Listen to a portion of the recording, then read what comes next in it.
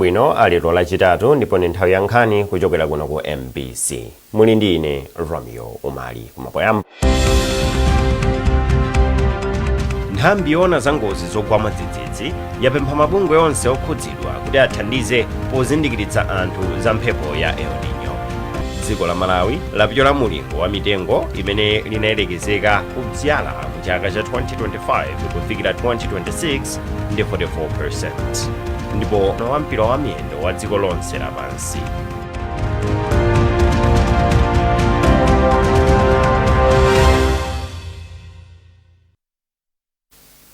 Munkhani yathu yoyamba, nthambi yoona za ngozi zogwa mwadzidzidzi yapempha mabungwe onse okhudzidwa pa ngozi zogwa mwadzidzidzi kuti agwirane manja pozindikiritsa anthu za mphepo ya El Nino komanso kukhazikitsa njira zothandiza kuti anthu asavutike ndi mavuto amene angachitike chifukwa cha mphepoyo. Mkulu wa nthambi Wilson Molen ayankhula izi ku Lilongwe pa msonkhano wa nthambi za boma ndi mabungwe osiyanasiyana amene akukhudzidwa pa nkhani za ngozi zogwa mwadzidzidzi. Isaac Jali wafika ndi ripoti. El Nino imachititsa kuti madzi mu nyanja ya mchere ya Pacific ayambe kutentha, ndipo zimene zimachititsa kuti mvula igwe yochuluka kapena yocheperako m'mayiko osiyanasiyana. Kuno ku Malawi akatswiri akuti akuona kuti nkutheka kuti dziko la Malawi lilandira mvula yocheperako dzinja likubwerali.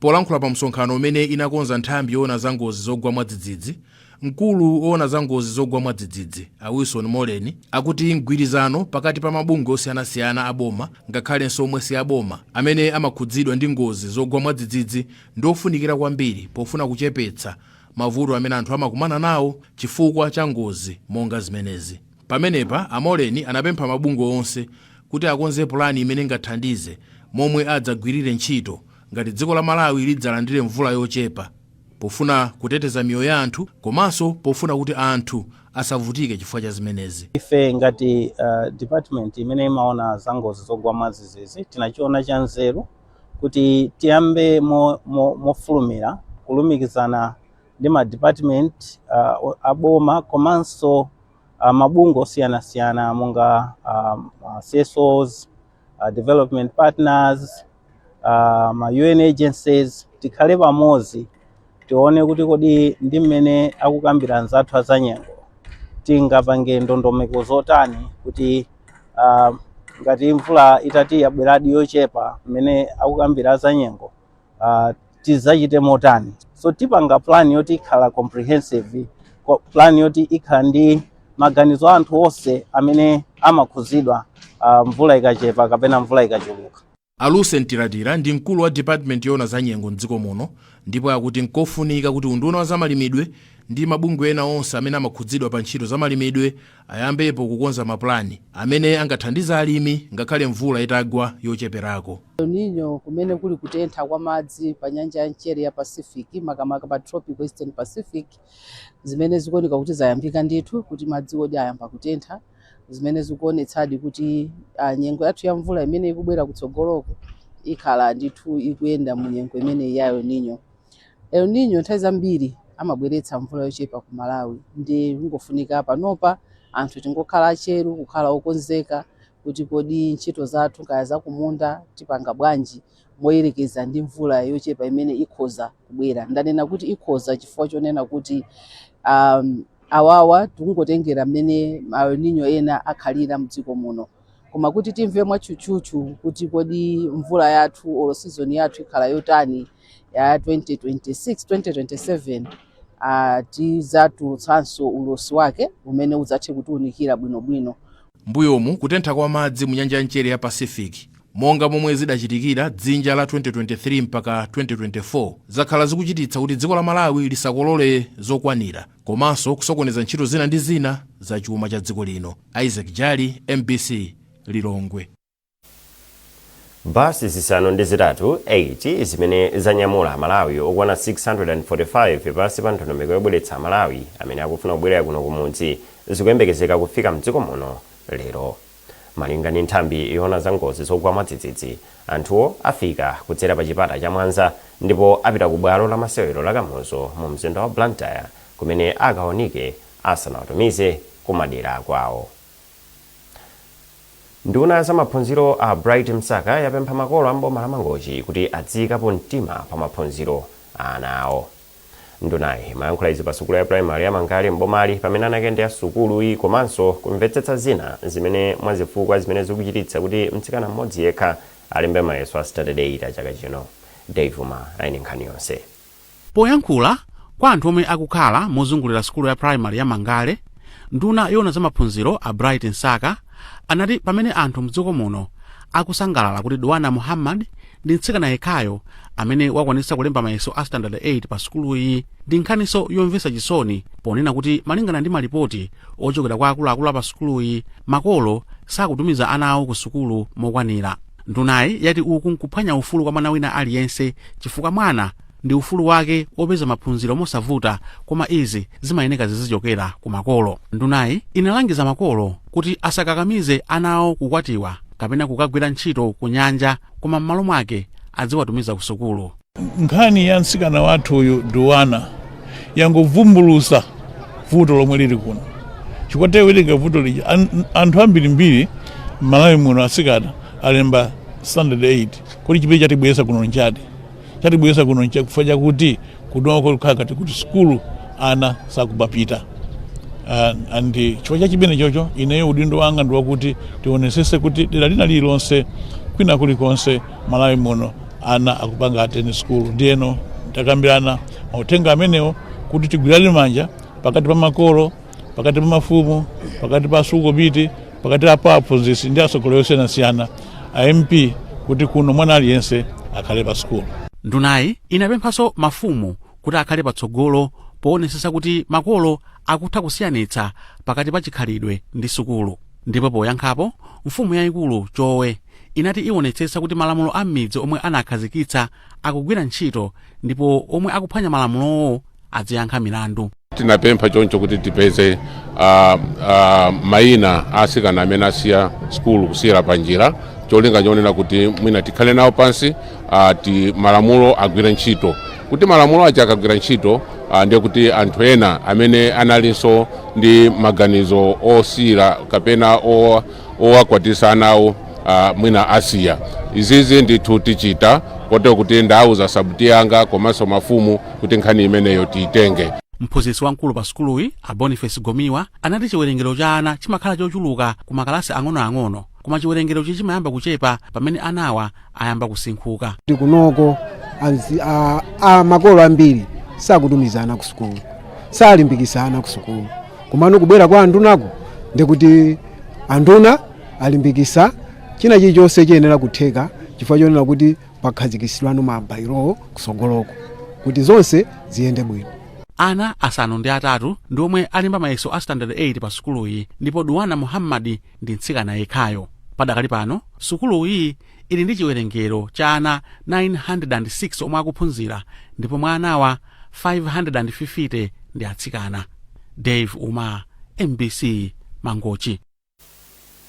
Boma lati ndilodzipereka kuonetsetsa kuti lithane ndi mavuto amene ana akukumana nawo mdziko muno. Nduna yona kuti pasakhale kusiyana pakati pa amayi ndi abambo, ana, aulumali ndi zosamalira anthu, Mary Navicha ayankhula izi pamwambo okumbukira tsiku la mwana wa mu Africa umene unachitikira pa bwalo la Matete m'boma la Nkhata Bay. Hassan Pili ali ndi zambiri mu ripoti ili. Kumwambo kunafika ana ambiri amene anafotokoza mavuto osiyanasiyana amene akuti akuwasokonezera maphunziro awo. Mwazina anawo adandaula ndi kuchepa kwa thandizo la ndalama zimene zimapita kwa ana, kusowa kwa malo aukhondo komanso madzi osamalika msukulu zimene zikuchititsa kuti adzivutika pa nkhani ya maphunziro. Ndipo poyankhula pamwambo nduna ya zosamalira vana Mary Navicha ati boma mogwirizana ndi mabungwe onse okhuzidwa ndi za ufulu wa ana ati agwirana manja pothana ndi mavuto amene ana akukumana nawo mdziko muno. Tikakhala pansi ndi ma stakeholders athu onse amene tikugwira nawo ntchito kukakambirana ndi kukaona njira zimene tikhoza kuyankha ku mavuto amenewo. Koma ndimafuna nditengerepo mwayi kuwatsimikizira ana onse muno Malawi kuti boma ndilodzipereka poonetsetsa kuti mwana aliyense mdziko muno upasidwa maufulu wake akuyang'aniridwa, akutetezedwa, komanso ani madzi aukhondo apite toilet ya ukhondo, komanso akhale ndi zipangizo zofunikira m'masukulu mwawo kuti ana amenewo akule mwa ukhondo. Mmodzi mwa anawo Shalom Harawa wayamikira boma chifukwa chokhazikitsa tsikulo, ndipo iye wati mavuto akuluakulu amene ana akukumana nawo ndi kuvutika kupeza madzi aukhondo zimene zikusokoneza maphunziro awo. Mavuto ene ndoti maskulu athu ambiri tilibe zipinda za asikana zosinthira. Iyi ndi vuto lalikulu chifukwa tikamba kuti asikana ena akhaza kuti ali mwezi samapita ku skulu, amaopa kuti nanga ndikapita ku skulu ndikasinthira kuti. Iyi ndi vuto lalikulu lomwe asinanga asikana tikumana nalo. Zimapangisa zona ana ene asikana asiya kupita maskulu osiyanasiyana. Vuto lina si limene lokha. Vuto lina ndila kuti timakhalanso tilibe masources amazi okwanira. Poyankhula m'malo mwa mabungwe omwe si aboma, a Henry Machemba ati akhala pansi ndi boma kuti apeze njira zokhazikika zothana ndi mavuto amene ana mdziko la Malawi akukumana nawo.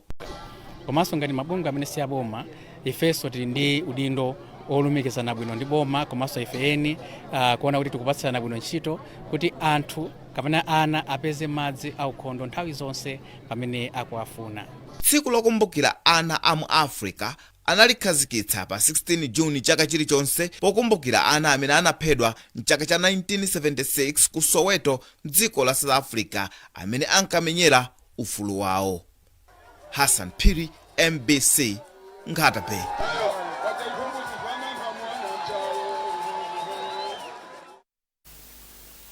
Ntchito yopereka katemera wa polio mu gawo lachitatu yayamba bwino madera ena mu mzinda wa Blantyre. MBC itakayendera sukulu zina kuphatikizapo Manja Primary inapeza ophunzira osakwana zaka 10 akulandira katemera wa polio wamkamwa. Komabe sukulu zina zikuonetsa kuti chiwerengero cha ana amene akulandira katemerayo chatsika. Edith Kaira wafika ndi ripoti.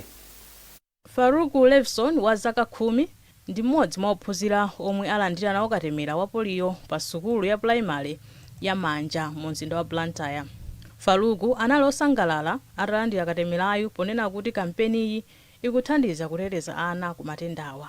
Ife ana skulu tenena kulandira kapena so ena amene ali m'madolo foyo kuti katemera amene ife antenda imeneyi kuti ingofalikira ku dziko la Malawi kunoko anthu akhoza kumabowala ziwalo komanso ambiri so akumafa. Kumbali yake Achimwemwe Nyasulu, mphunzitsi oyang'anira za ukhondo, thanzi ndi zakudya pa sukulu ya primary ya Manja, anati ntchitoyi ikuyenda bwino kamba kuti makolo ndi ophunzira anaophunzitsa mokwanira.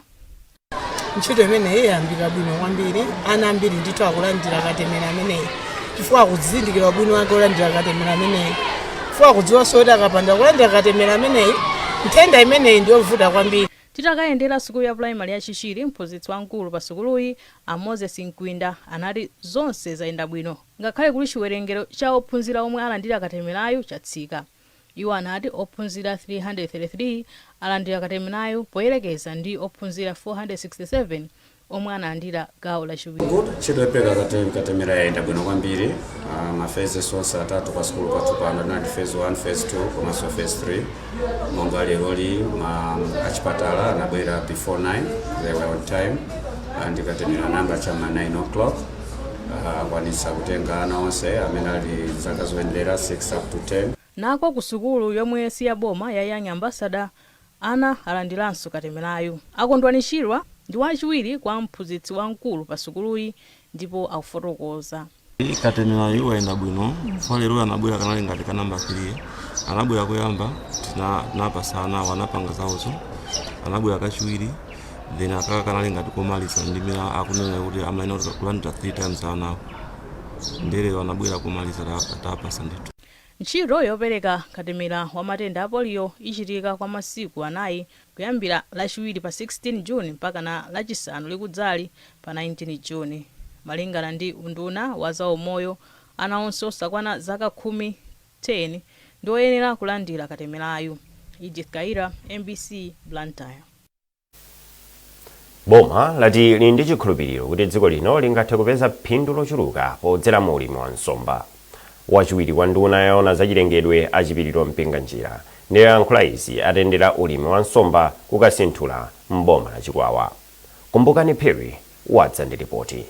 Kuonetseratu kuti ulimi wa nsomba ukuyenda bwino kukasinthula mboma la Chikwawa komwe anthu ochita bizinesi aonetsa chidwi chachikulu pa ulimiwu. Izi zikuchitika kudzera mu ndondomeko ya mgwirizano omwe boma limachita ndi makampani omwe si aboma wa Public Private Partnership PPP. atayendera malowa ampinga njira anati ndi okhutira ndi momwe ulimi wa nsomba ukuyendera kukasinthula. Ifeyo tabwera kuno ndipo tasangalala kwambiri kuona ntchito imene ili kuno. Nthawi zina kumangomva komano ukachiona chinthucho pamene umaperekera umboni, komanso ndi mmene talumikizirirana ndi alimi aine ache mapondiwo komanso aboma ena amene akuyang'anira mapondi ena, ndionera kuti takhutira kwambiri kunena kuti izi ndi zotheka.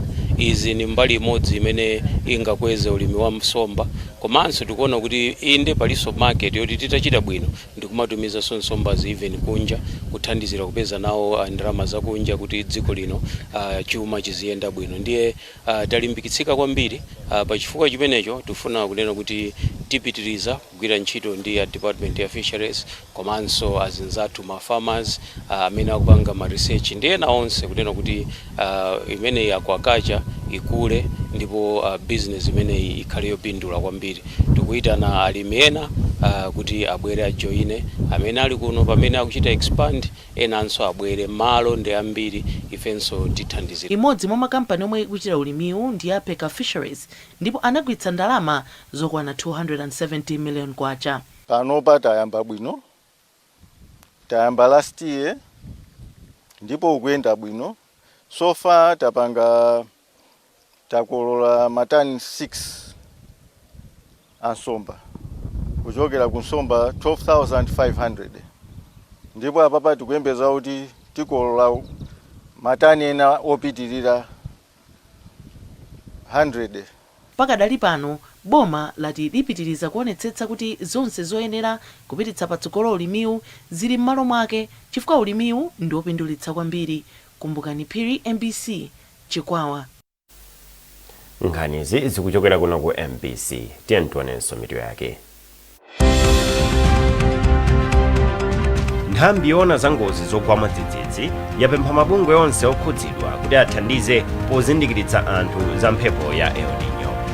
Dziko la Malawi lapyola mulingo wa mitengo imene linayelekezeka kudzala mu chaka cha 2025 kufikira 2026 ndi 44%. Ndipo ano wampira wa miyendo wa dziko lonse lapansi.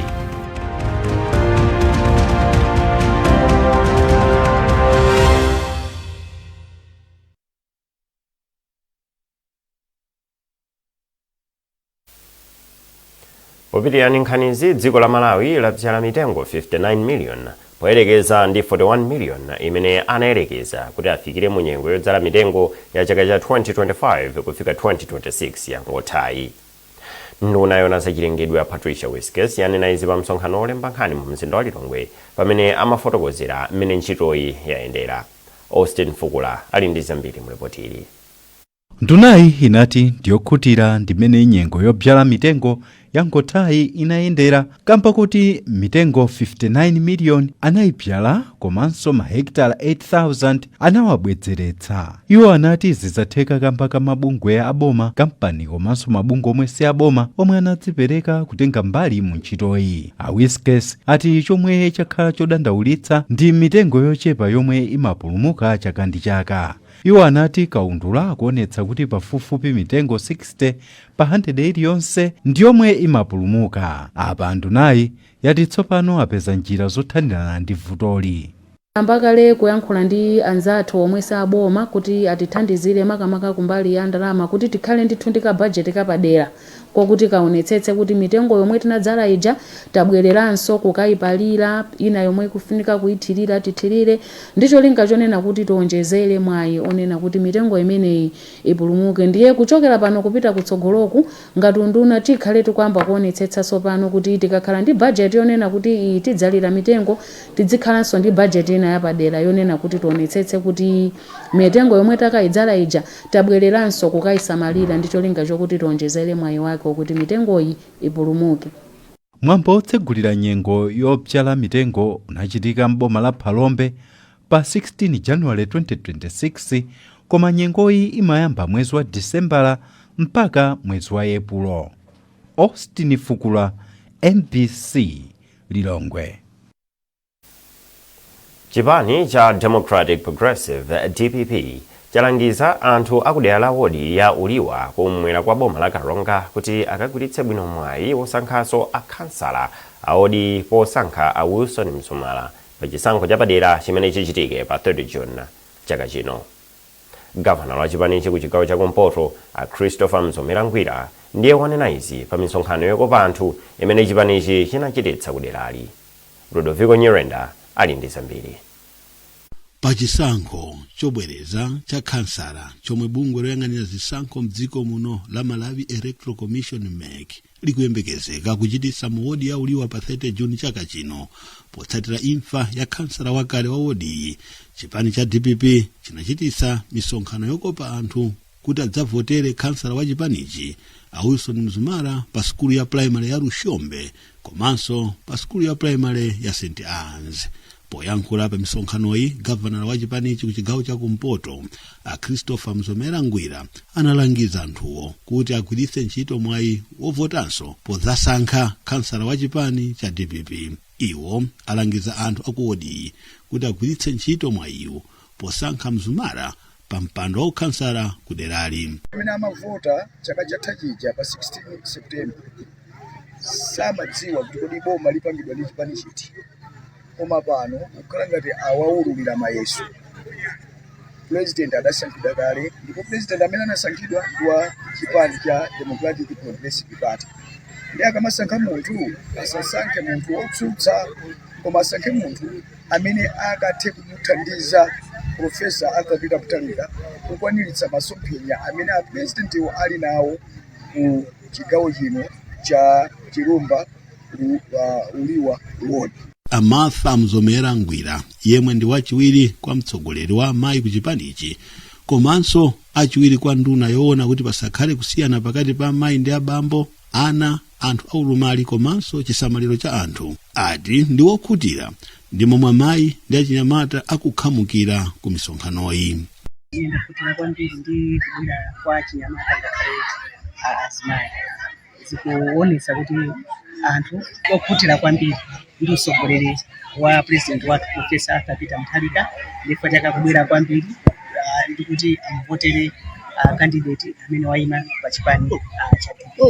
Kansala wa chipani cha DPP ku Uliwa wodi a Wilson Mzumala ati misonkhanoyi yawalimbitsa kuti achita bwino pa chisankho chikubwerachi.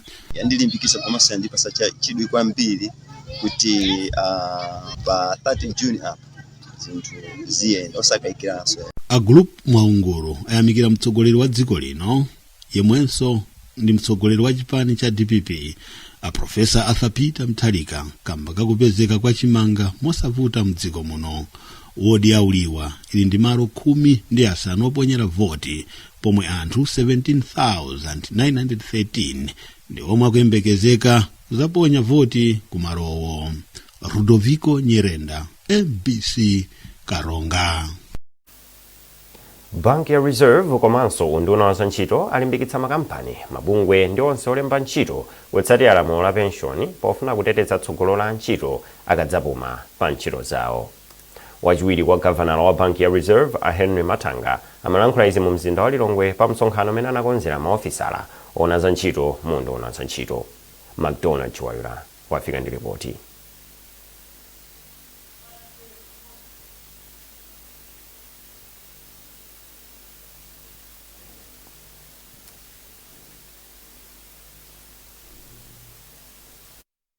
Lamulo la penshoni la mchaka cha 2023 likulimbikitsa olemba ntchito kupereka ndalama za penshoni za antchito awo mwezi uliwonse kwa makampani omwe amasunga ndalamazi ndi kuyikapo chiwongoladzanja kuti ogwira ntchitowa akadzapuma pa ntchito adzapezepo gwira.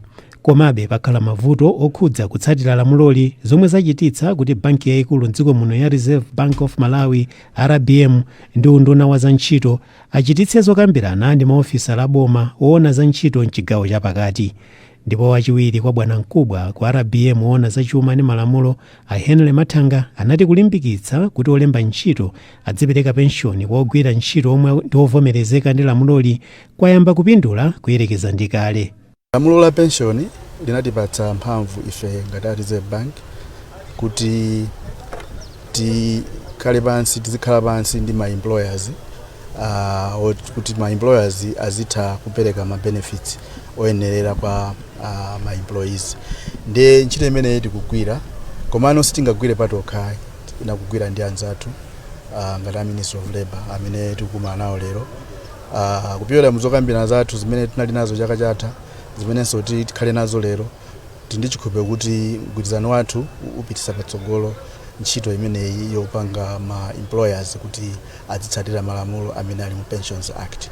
Department ya Pensions Compliance ndi Support ku Reserve Bank inakhazikitsidwa chaka chatha, andichokera chaka chimene chocho chaka chathacho kwachitika zambiri, kukuchitika zambiri. Ndi chikhulupiriro kuti kuchokera nthawi imeneyoyo kufika nthawi ino zinthu zikusintha, zakhala zikusintha, andi kupita patsogolo zinthu zimene zipitizabe kusintha. Ndipo mmodzi mwa akuluakulu ku unduna wa za ntchito a George Masinga anati mgwirizanowu ndi ofunika kwambiri poteteza tsogolo la kugwira ntchito zosiyanasiyana. Unduna wa za ntchito pakadali panopa ukugwirizana kwambiri ndi a Reserve Bank makamaka pa nkhani yoteteza pension ya anthu amene apanga retire atagwira ntchito mwina kwa zaka 20 kapena 30 olokuposera yapo. Monga mudziwa tili ndi ma district labor officers mdziko lonse la Malawi, andi ntchito yawo amene wawa akugwira limodzi ndi a Reserve Bank pamene akumapanga ma inspection of workplaces to make sure kunena kuti ma employers akutsatira malamulo amenewa a pension. Ntchito imeneyi ndi yofunikira kwambiri. Zimene zaonjezeredwa mu Pension Act ndi timati pachizungu timati Provident Fund. Imeneyi ingothandizirabe kunena kuti ma workers athu akapanga retire akhale otetezedwa ndalama zawo za pension.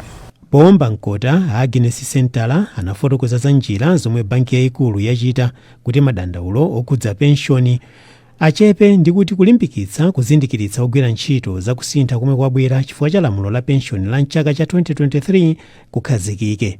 McDonald Chiwayula, MBC Lilongwe.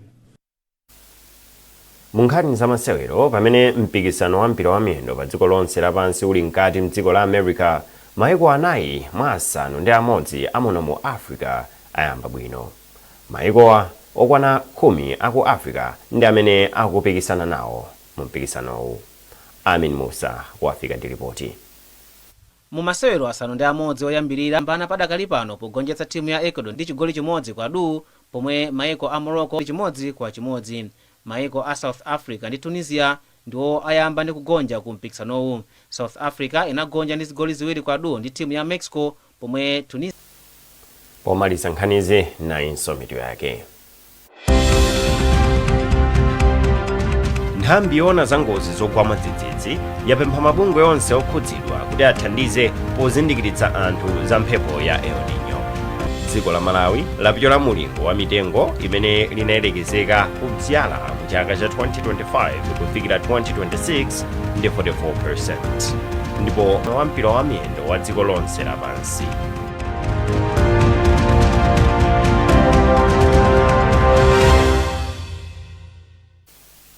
Pezani nkhanizi ndi zina zambiri popita pa mbc.mw kapena MBC Digital pa Facebook, Instagram komanso X. Munali ndine Romeo Umali, mwakoma nonse.